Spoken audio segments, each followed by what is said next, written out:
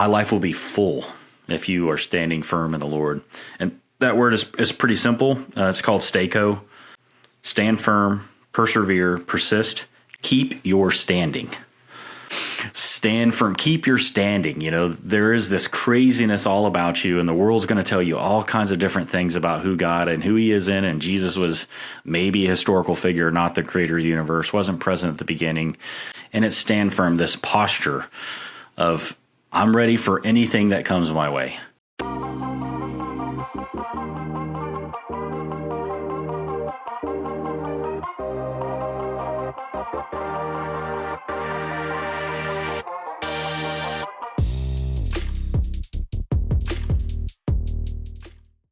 Andrew, we're back again to talk about 1 Thessalonians. It's been a great study so far. Hopefully you have had a chance to tune in with us, folks out in the harvest. We want to just right out of the gate invite you to write in your questions, write in your comments, your thoughts about your study in 1 Thessalonians if you're tracking along with us. And if you're not tracking along with us, join us. You know, read ahead. We're in the last part of chapter 2 and moving into chapter 3 this week. Love to have you go back and join us, and we'll look at those comments too and have time to spend time with you. But Andrew, you want to just kind of catch us up? I like to do this every week. Catch us up for what are we walking into as we walk into the end of chapter 2 and move into chapter 3. Like you said, we're mostly looking at chapter 3, but we did think that the very last few verses of chapter 2 fit really well with chapter 3. It sort of sets up where Paul's going. And we mentioned this, I think the last 2 episodes, John, but really what Paul is doing, 1 Thessalonians is only a 5-chapter book, but really the first 3 chapters are him reviewing the relationship that he's had with these believers from day 1. So that's going to continue here in chapter 3. He's going to give the most recent chapter of their relationship, which was a visit that Timothy, one of the young members of Paul's apostolic team, had just made to the believers there in Thessalonica.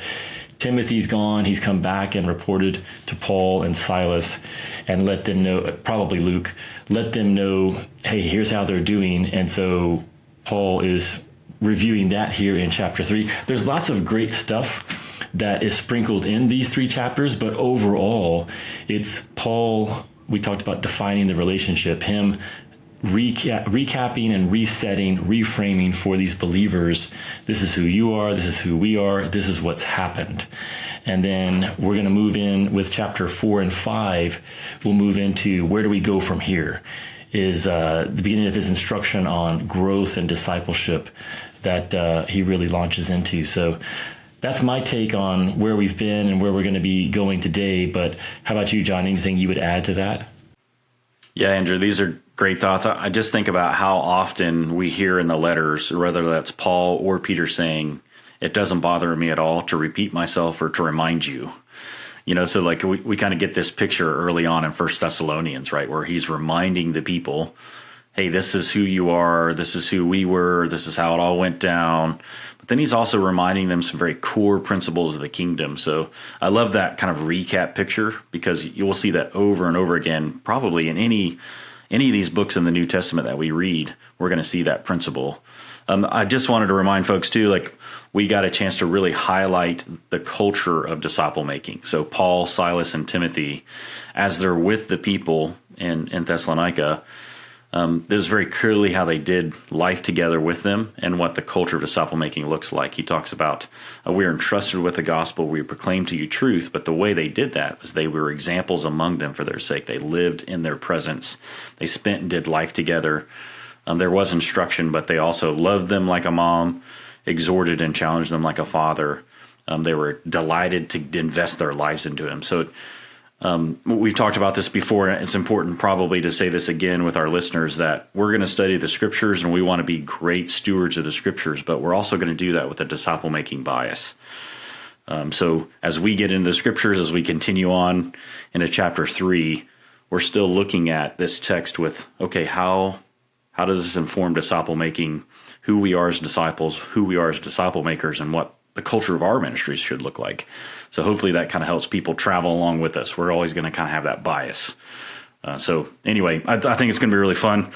Once again, people, I tell you, like every time I sit down with this text, not just this one, but the Bible text, I want some more time. Oh, that was so good. Oh, I want to look at this, and it's just another word or another phrase or another like cross reference. And just reviewing this morning was like that. Both you and I spent some time before we jumped on. We're like just kind of recollecting our thoughts, and every single time that triggers something new. So I can't invite you enough and encourage you enough to fall in love with studying the scriptures, find someone that can help you learn how to do it, because it is so life-giving. It's so fun. And it just really clarifies what life and ministry should look like. So that's really cool. So we've got some big thoughts. But yeah, I wonder if you'd kind of start us out as we get into chapter 2, verse 17, kind of carrying that, finishing chapter 2 and moving to chapter 3.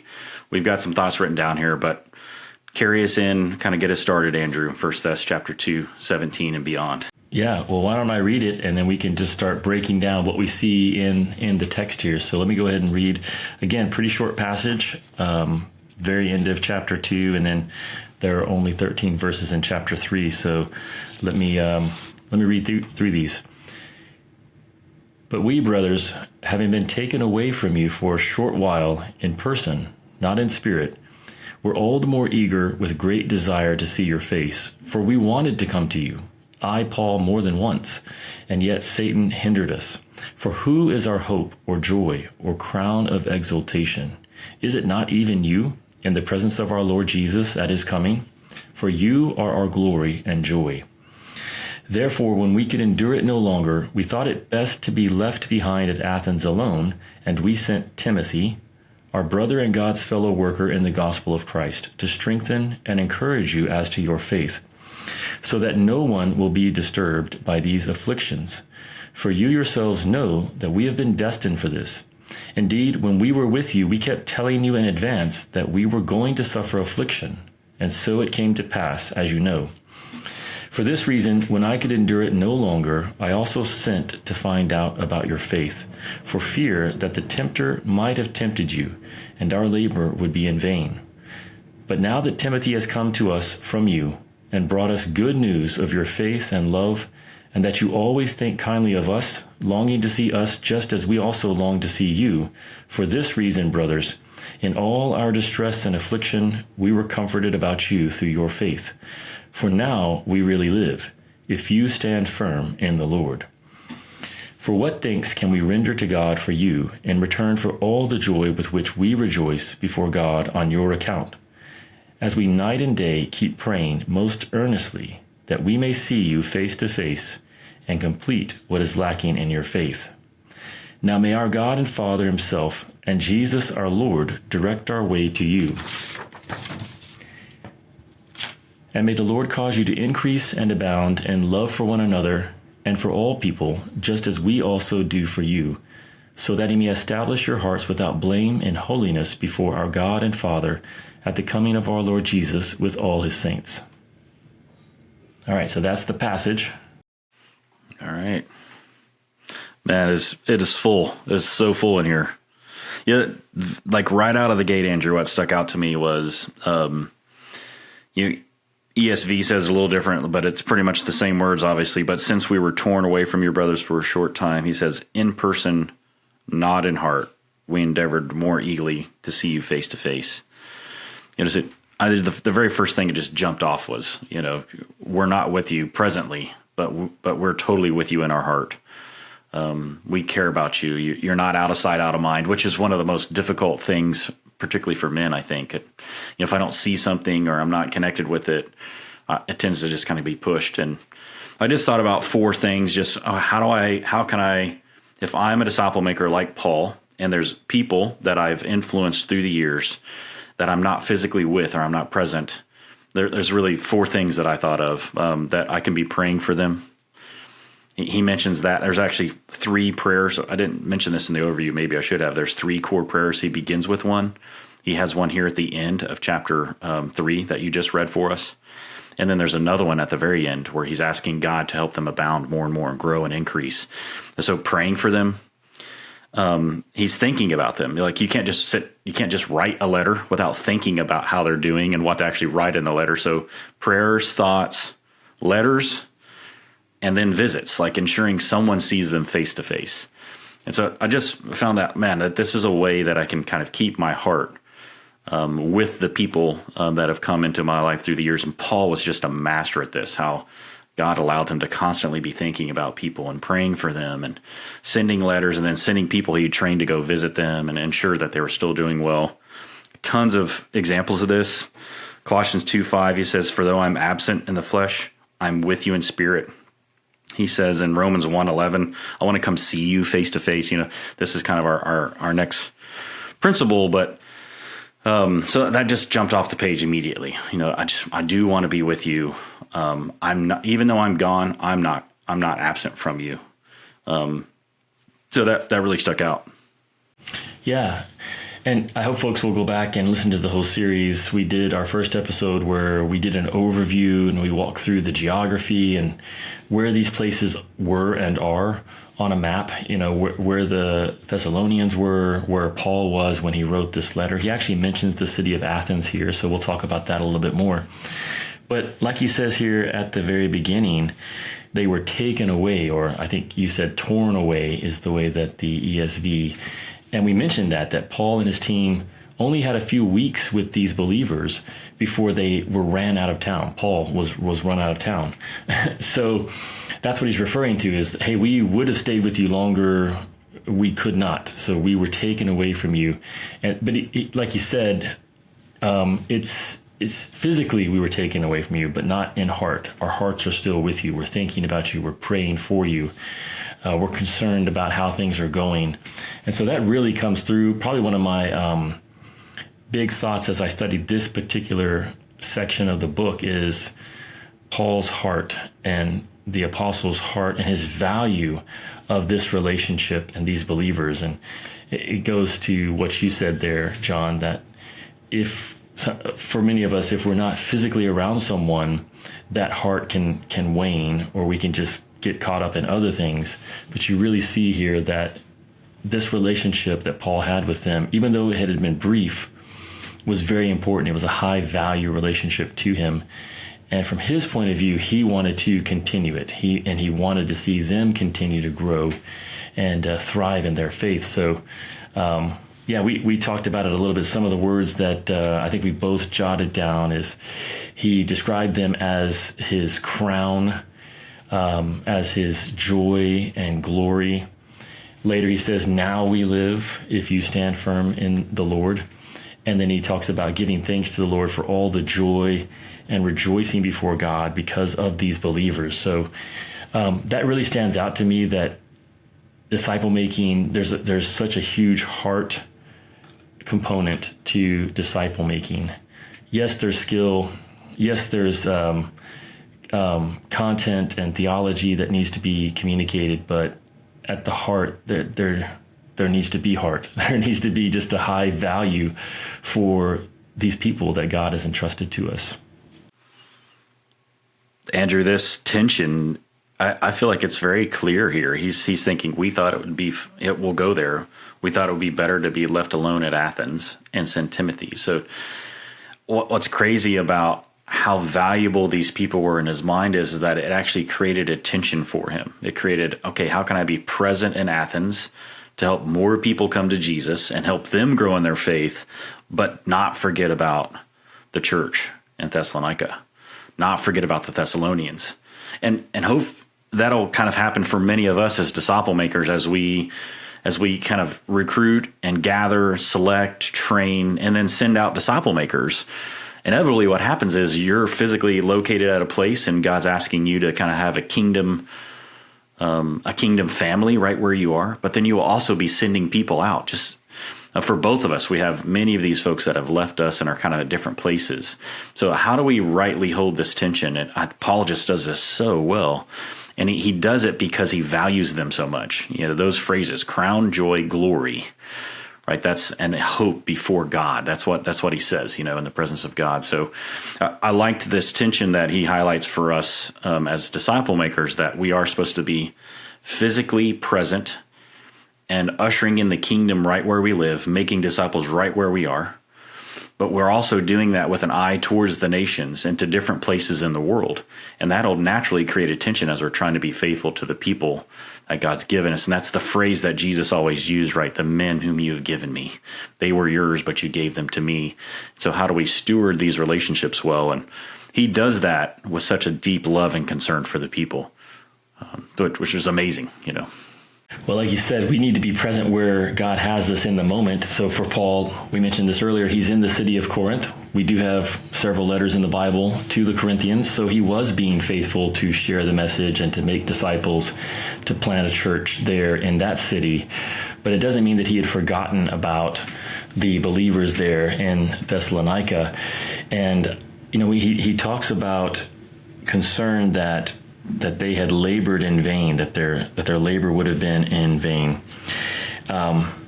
He says, when I could endure it no longer, I also sent to find out about your faith, for fear the tempter might have tempted you and our labor would be in vain.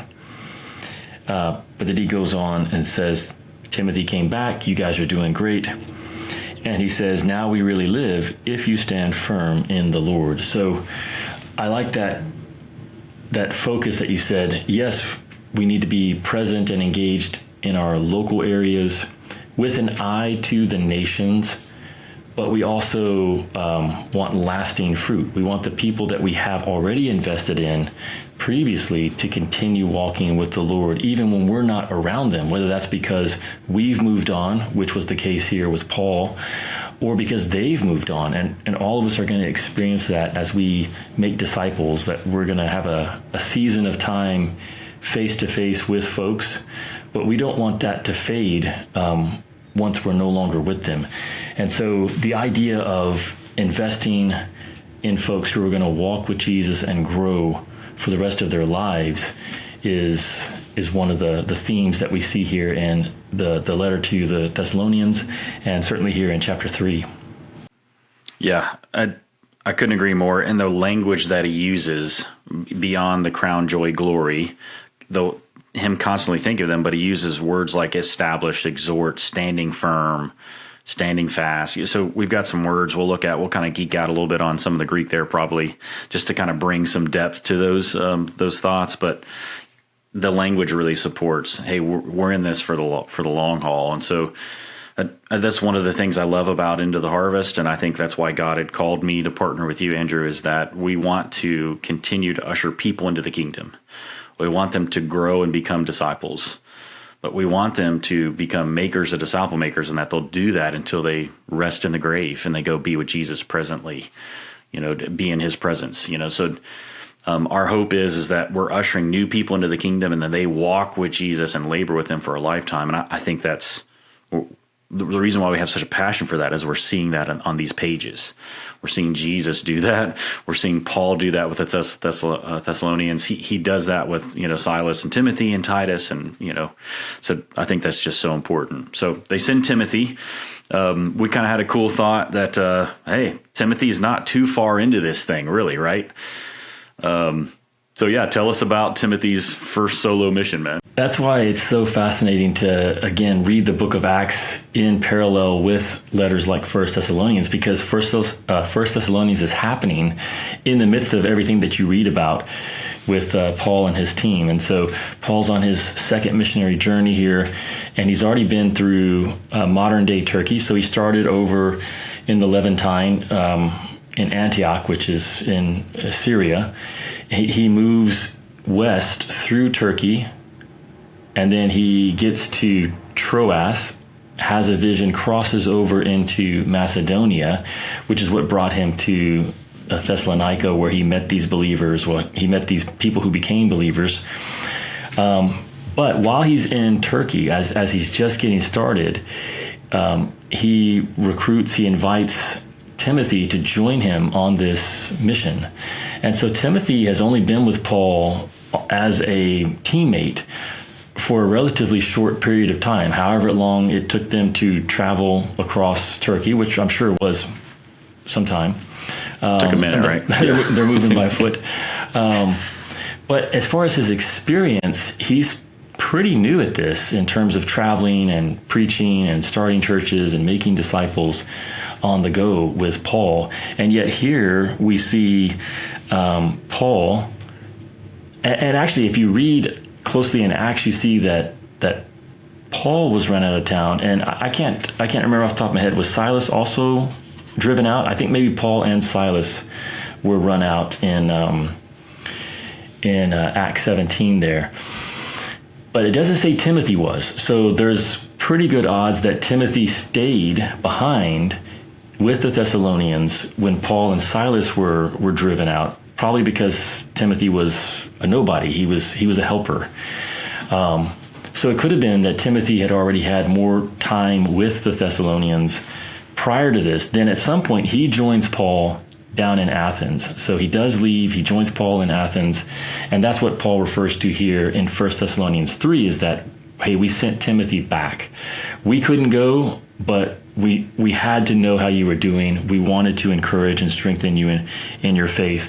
And so we sent Timothy. Timothy's now gone. He spent that time with them, found out that they're hanging in there. He's come back to Paul, probably in Corinth now, and he's reported to Paul, here's what's going on in the city. Here's how the believers are doing.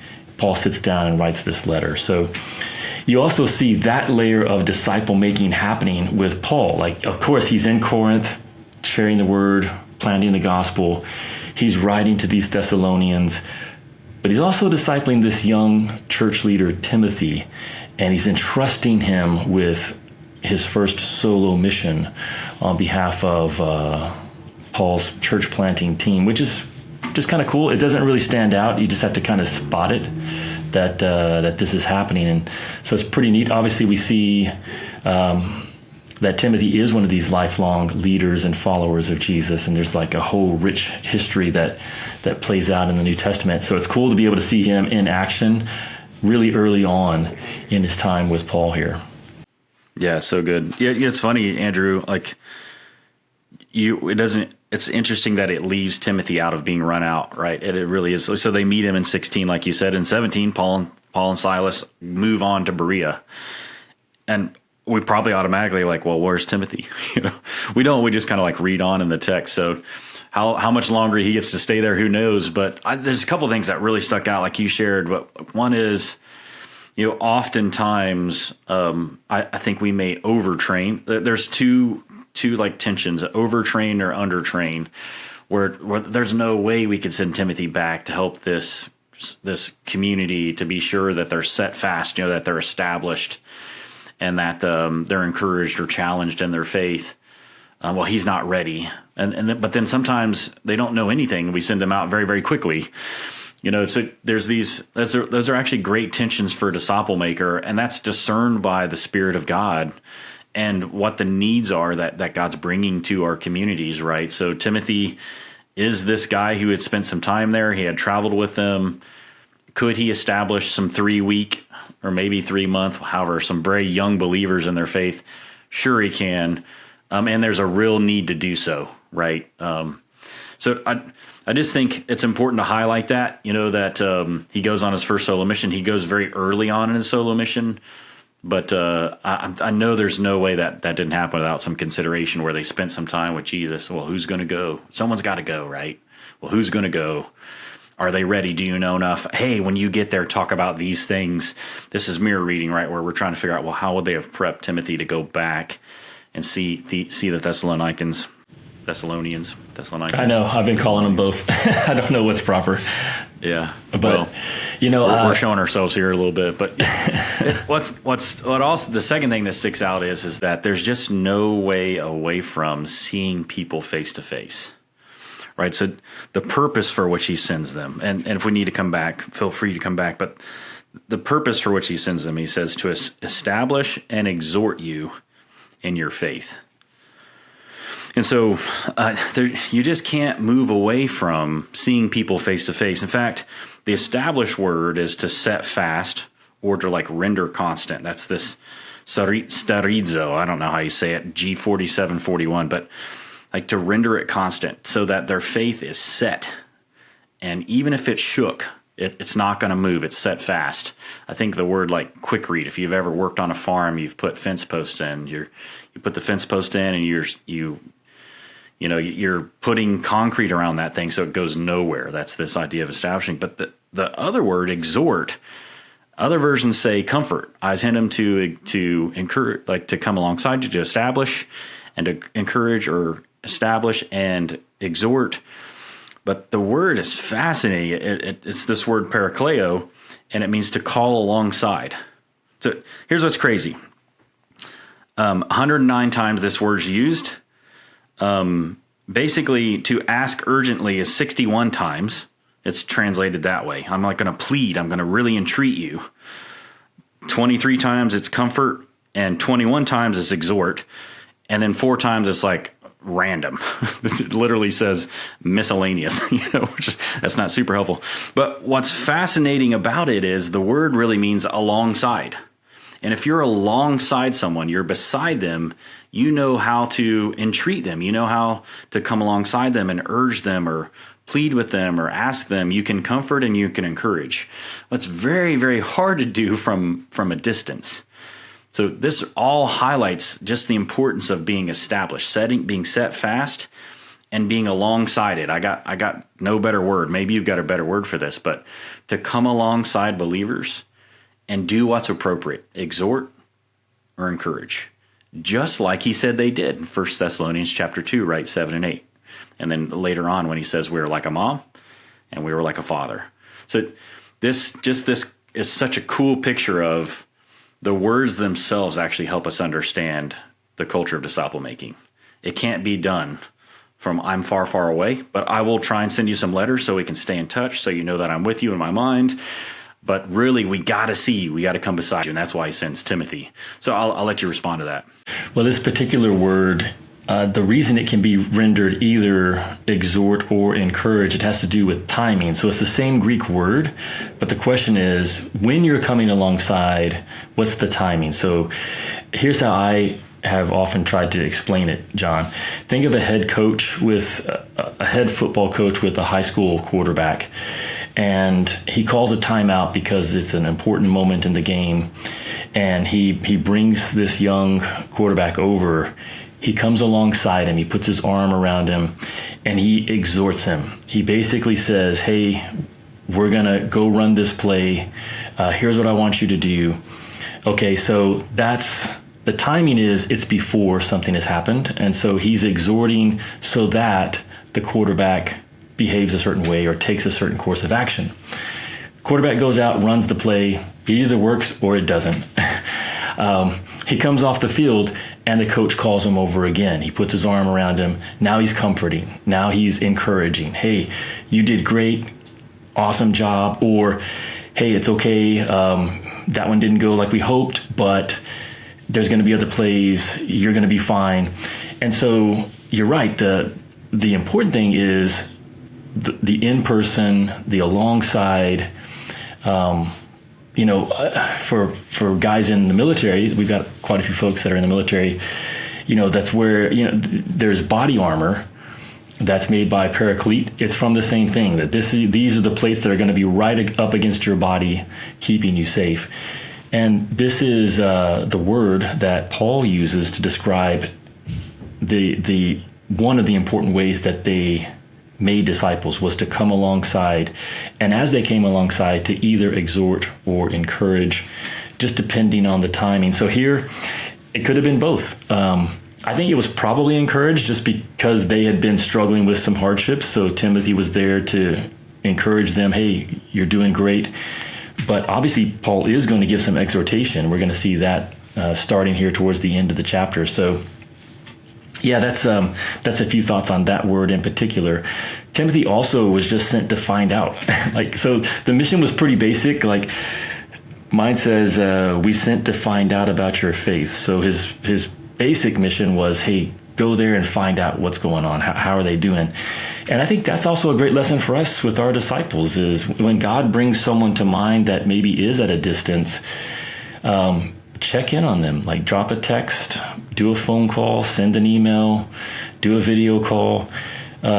that very well could be the Holy Spirit impressing upon you to check in. How are they doing? Find out about their faith. And then as you're talking with them, however that's happening, you're trying to strengthen them. You're trying to encourage them in their faith. So it's a very basic way that we can be involved in making disciples and helping people continue to follow Jesus. Yeah. I liked Acts 15:36. Paul says to Barnabas, let us go back to all the towns and villages where we'd preached and see how the believers are doing, how the brothers are doing, right? So it's just this same picture. Let's check in. Let's see how they're doing. He also says, I sent him to learn about your faith, and I also wanted him to establish and exhort you in your faith. And it's a very simple word, pistis. But the more like I thought about that word, and like it is going to be translated faith almost all the time as you see that word. But like the conviction of your faith, the sureness of your faith, how convinced are you, or are you fully persuaded of the truth? So I think that's just important to remember as we're thinking about how's your faith doing. It's not this that you just believe. Even the demons believe and shudder, to quote James.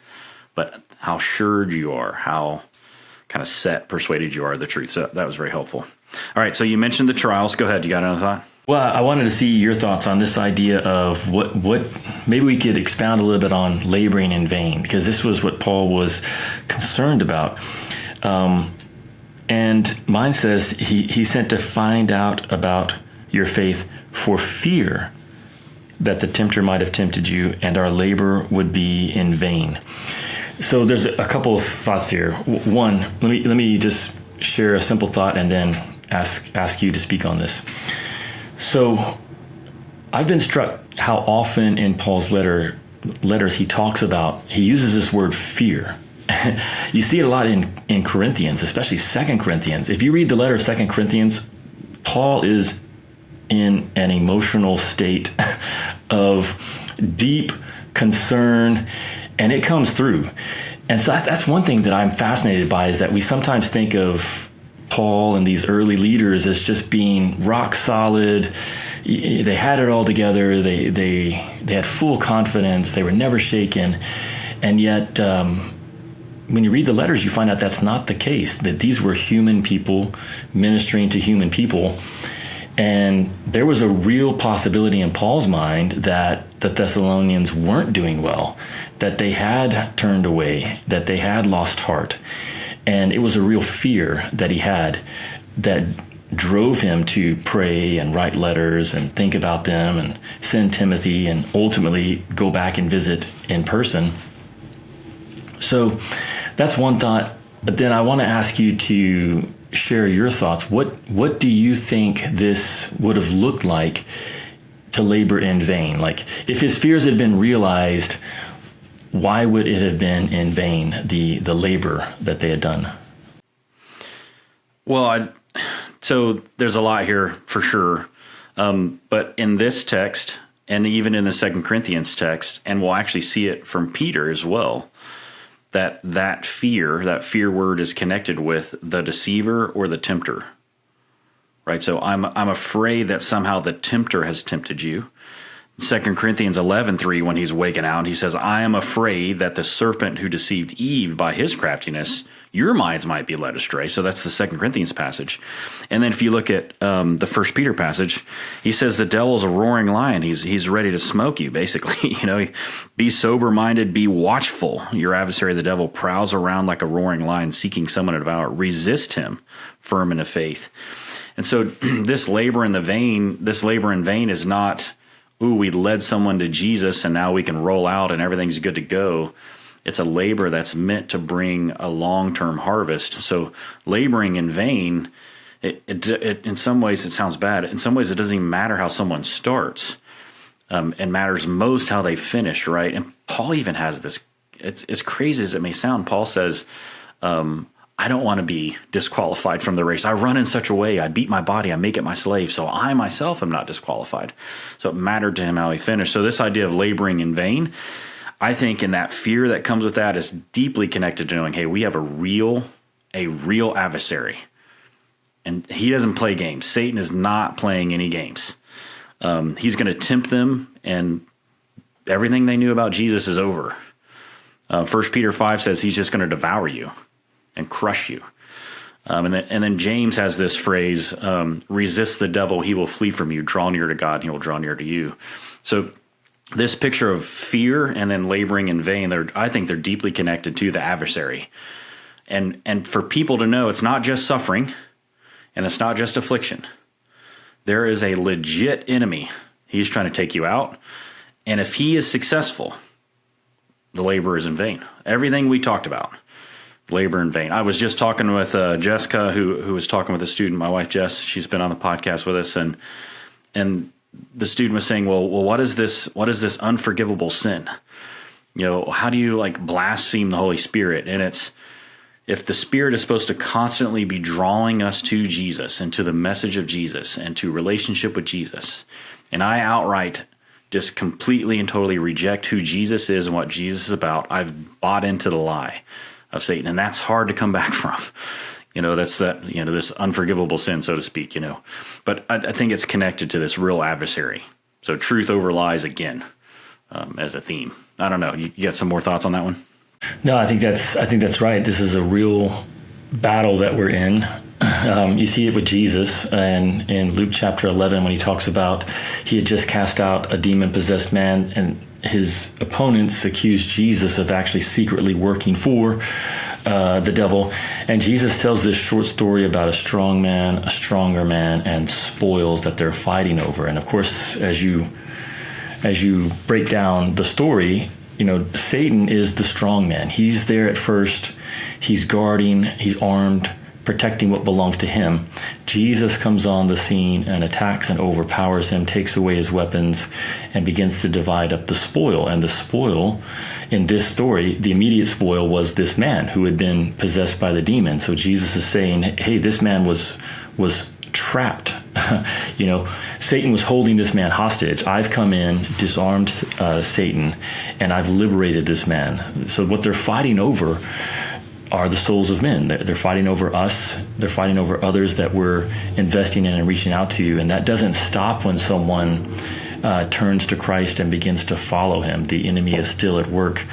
In Galatians 4, Paul talks about, he uses some of this same language. He says, I fear for you that perhaps I've labored over you in vain. So you see that same idea where Paul's concerned that the believers in Galatia, man, I've spent a lot of time investing in you, and I'm really worried. I'm worried that it's going to have been for nothing.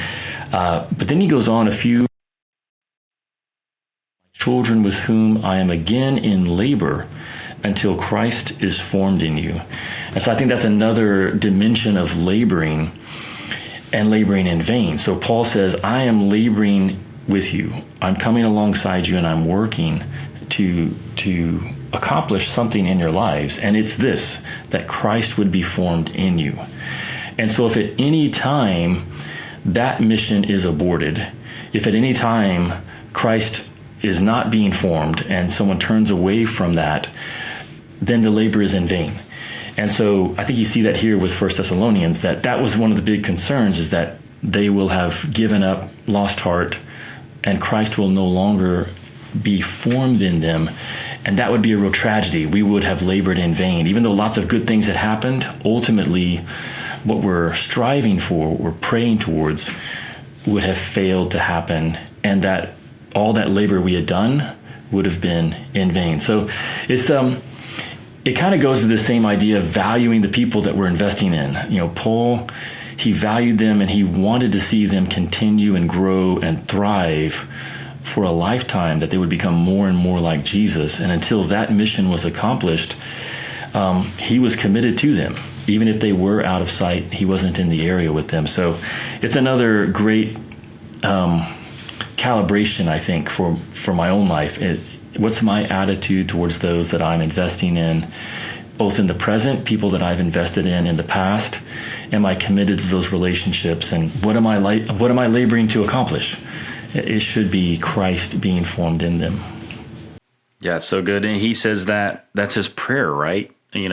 We're skipping some text here, but it connects so deeply to this thought. His prayer in verse 11 is, now may our God and Father himself and our Lord Jesus direct our way to you, And what else am I asking? I'm asking, may the Lord make you increase and abound in love for one another and for all, as we do for you. Why? So that he may establish your hearts blameless in holiness before him at the coming of our Lord Jesus with all his saints. So his fear and his prayers, his words, his exhortation, his presence is stick with it. It's stay in this thing, stand firm. Don't turn away from the Lord.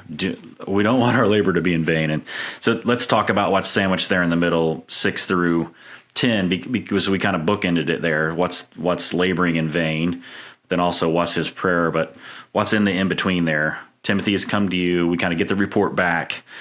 So what did you see as you look through 6 through 10? I really like the way it ends. We talked a little bit about Timothy's mission and then his return. But I think what stands out to me is verse 10. Night and day we keep praying earnestly that we may see you face to face and complete what is lacking in your faith. And then verse 11, may our God and Father and Jesus our Lord direct our way to you. So on the one hand, he's sent Timothy, and Timothy has had a successful mission of strengthening and encouraging these believers. He's come back and he's given this report that causes great rejoicing. Hey, they're hanging in there, they're doing great. But that's not the end of the story for Paul. So for the response isn't, hey, you're doing great, we're excited, keep at it. He still wants to get back there. So Paul's like, we're excited, you guys are doing great. And it's just caused us to double down on these prayers to God, that he would let us to get back there. And I love that phrase, face to face. I know the ESV renders it that way in verse 10. May we see you face to face. And then he says, and complete what is lacking in your faith. I find that phrase also fascinating.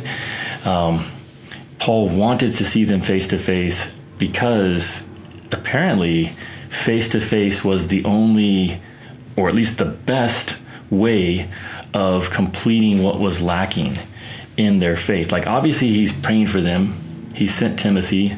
He's writing this letter. Those are all ways that he's trying to encourage them. But in order to complete what is lacking in their faith, Paul wants to get back there. He wants to be with them in person. And I think that that really motivates me. Obviously, with Into the Harvest, we're a media ministry. We're trying to do a lot to encourage folks from a distance. But there is an understanding that there's only so much you can do from a distance when it comes to making disciples. And ultimately, God wants us to be faithful with the people that we're able to get face to face with. And the goal there is to complete what is lacking. And I think that's until Christ is formed in you. So that's what's lacking. What are the parts of your life where Christ hasn't been formed in you? Okay, we want to get face to face so that we can dive into that together and help you grow. Yeah, and doesn't it go back to those becoming the 3 B's, just as we think about that structure of believing in, right, belonging to and becoming like Jesus. What is lacking in your faith? And some versions say perfect, so we can perfect what is lacking in your faith. And he has the same phrase right when he says that in Colossians chapter 1. We struggle with his energy, right, so that you may be perfect, complete, not lacking in anything. Just this kind of picture in Colossians 1:28 and 29. But what struck me early on in that is to see, hey, we heard from Timothy. I too was like, if you don't stop for a second, I think our natural response would be, oh, well, the Thessalonians are good. Like, Timothy came back, it's a good report. Sweet. I don't have to be afraid anymore. No, but like you said, instead he doubles down. So that really stuck out to me too. But the other thing that stuck out to me is one of the reasons why I think he can double down is he says, he brought us the good news of your faith and love and reported that you always remember us kindly and you long to see us as we long to see you, and how in disciple making and the idea of being in relationship with people and helping them train to become more like Jesus, there has to be mutual desire. We can't push and prod and make it happen. We have to trust and respond to God at work in people's lives. And I think the reason why he doubled down is because they were just as excited to see him as he was to see them. So, Paul, Silas, and Timothy, not just Paul, but and that is so important. It has to be mutual. And we've had this. You can't want it enough for someone. As a disciple maker, you cannot want it enough for them to make it happen. You're partnering with God as he works in the lives of people. That's your job. Your job isn't to make something happen that God isn't doing. That will save you a lot of heartache, right? It's like that coach and quarterback. You can come alongside, but you cannot run the play. you got to send it back out on the field, and yeah. So it's so good, and we keep saying it together. Direct our way to you, face to face. One another. He says it again. We wanted to come to you. Paul says, I wanted to come again and again. So the thing that really stuck out to me, even it's crazy because he keeps saying it, is direct our way to you. It's super thematic. Romans chapter 1, he says this, 2 places, 1:11, 1:13, chapter 15, verse 23. Philippians, he's like, I'm still here on earth, so I can come see you face to face and invest in you. The Colossians 2:5 cross-reference. We've talked about it before, and Justin Gravitt had a great phrase for this. It's disciple making is about becoming. It's not about knowing. So as I'm thinking about some of my takeaways here, that as we look at the text, most of the Bible, lots of times what we can do is we think, well, I'm reading this to know something more about God. But if we can remember that we're literary tourists, right, that we enter into this like we would go to a different country, then we have to realize that the Bible is written for us, not to us. So what is the context of this letter? And the context of this letter is Paul is actually wanting to see them face to face, and he's using this as a stopgap. Like, until I can come to see you, I'm going to use the best vehicle I have to communicate truth to you and let you know I'm with you and I'm for you. And that's a letter. Like, that's the best thing he had. We get tools like YouTube and Zoom and everything else, but this is his tool. So it's about becoming, not knowing. So even as we teach the scriptures, we have to realize that it's a vehicle to help people become, not just know more facts. And that's why the life on life, that's why face to face, direct our way to you. That's why I long to see you, that I might perfect what is lacking in your faith. You can maybe share things like, hey, I'm really struggling with this on a Zoom, and you're kind of coming alongside. But the reality is that, okay, no, I can actually see it with my own eyes. I can experience it with you. This is what's lacking. And so that was one of my major takeaways is how do we make sure that we're helping people become rather than just know more facts about God?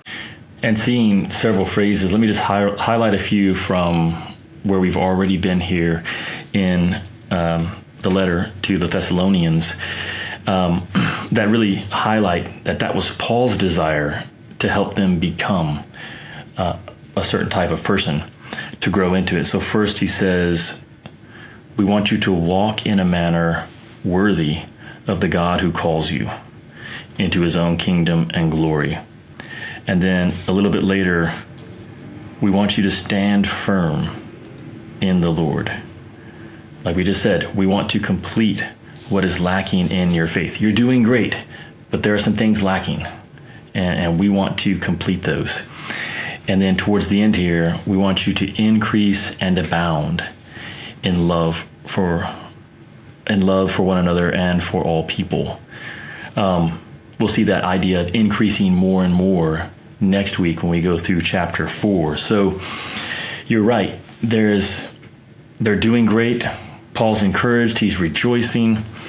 He's excited about getting back there, but there's growth that needs to happen, and he's encouraging them in that way. So it's a good mindset for us to have with those that we're working with. We can be encouraged, and we can encourage them, and then let's keep striving to become more like Christ. Yeah, it's crazy. And I had it's hard to tell in my little notebook where I take all my notes and I write all my definitions, but in my Bible, I'd made the connection between First Thessalonians chapter 2, verses 7 and 8. We were like a mom caring for our kids. We loved you so much we gave you our lives, not the gospel.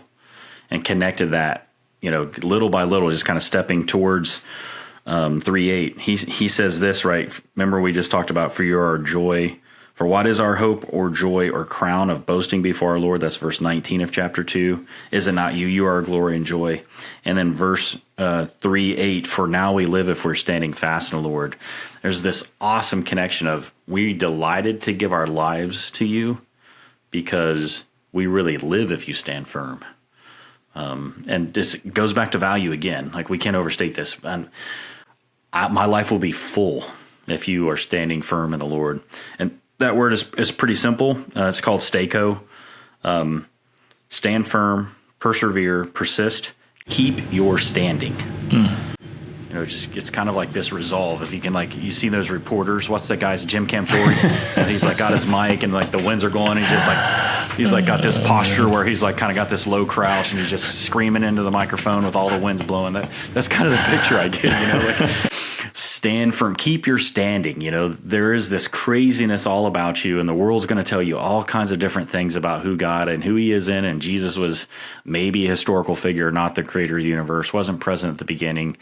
And you're just standing firm, and the storm waves are coming. You're Jim Cantori with your big boots on, your whatever jacket you got, and the cameraman's probably blown away, but Jim's like, brah, he's yoked. You know what I'm talking about? Yes. This may not be a great visual, but great. I think I just hope people are watching this on YouTube, not just listening to the audio, so they can see you reenacting the weather forecaster in the midst of a storm. We'll find a picture, bro. We'll throw it in there, man. We'll throw it in our. We'll throw that picture in, but those things are so connected. We delighted to give our lives because you're our hope and our joy, and we really live if you stand firm. And it's stand firm, this posture of, I'm ready for anything that comes my way because I know who holds me, and I know the truth about him. I think that's a beautiful summary, and it really kind of recaps where we've been over these first 3 chapters. That's what Paul's been communicating, and so here we are towards the end of chapter 3, and that's what he's saying is, man, you are standing firm in the Lord. Now what? And that's what we're going to talk about next week. We're going to get into chapter 4 and 5, where good cliffhanger. Yeah, where Paul begins to build on, now that you're standing firm, that's not the end of the story. This is how we begin to increase and abound. So I hope folks will stay with us and join us for these next 2 weeks as we go through 1 Thessalonians chapters 4 and 5. Like John mentioned at the outset, if you've got questions either from our conversation in these episodes or because you're reading the text and something's standing out that we either didn't address, or maybe something's coming up in chapter 4 that you want us to touch on, leave a comment on YouTube. We'll definitely see it. We track those, respond to those. And we would love this to be, as much as possible, a conversation where it's not just John and I walking through the scriptures, but you're joining us and have a chance to speak into that. So we'd love to hear from you guys. The best way to do that is over on YouTube. So, John, any final thoughts from you as we wrap up today? I just encourage people, if you don't know how to study the Bible like this, find somebody who will help you learn how to do it. Because that's just a small fraction of what God showed us out of this text. We were looking at our show notes with how we're going to get all this in today. Just what a gift the scriptures are. So hopefully you enjoyed it as much as we did. We look forward to going on in 1 Thessalonians, and it's been a real pleasure, a real treat for me, Andrew. It's always fun to be in the scriptures, but even more so with you. So I'm thankful. Yeah, me too, brother. And if I need to connect the dots, Andrew's the guy who taught me how to do this. So most of the good that I have in my life came from my parents or from Andrew. And studying the Bible was a gift that he gave to me years ago. That's just given all kinds of dividends. So we look forward to doing chapter 4 with you guys. Hope to do it again soon. And Andrew, until then. Yeah, we'll see you. Get out there in the harvest, huh? We'll see you guys next week.